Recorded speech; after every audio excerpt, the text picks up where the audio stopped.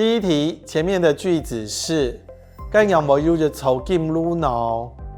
啱用辦讀用辦唔解，把选项一的測带入讀測唔解都拆不开。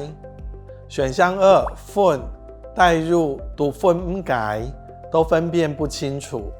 选项三量带入讀量唔解都谅解不通。选项四门带入读门唔解都想不通，因为前面句子有问号，表示在自问自答，所以我们会选四。跟用冇要就抽金炉呢？爱门读门唔解，怎么会有一座金炉呢？我想都想不通，与前后的意思才会相合。第二题，冇唔错，近視天就係用來燒物解。这题在讲近字停的功能是烧什么呢？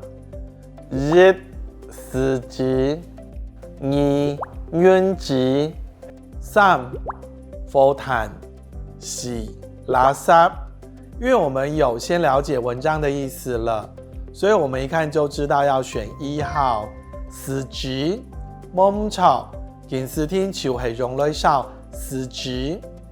第三題，啱用辦愛近視室溫，係冇是為讀書唔識咯。我怎樣要禁字習文？要不然的話，書會讀不好哦。這題要怎麼選呢？如果你一時沒有頭緒的話，可以將選項中的字詞帶入。選項一，愛原來愛近視室溫，我原來要禁字習文。選項二，愛唔是愛近視室溫，我不必要禁字習文。選項三，愛聽出愛近視室溫，我一定要禁字習文。選項四，愛聽聽愛近視室溫，我穩妥的要禁字習文。所以選項三是正確的。檢查一下前後意思是否連貫。愛聽出愛近視室溫，係冇是為讀書唔識咯。我一定要禁字習文，要不然的話書會讀不好哦。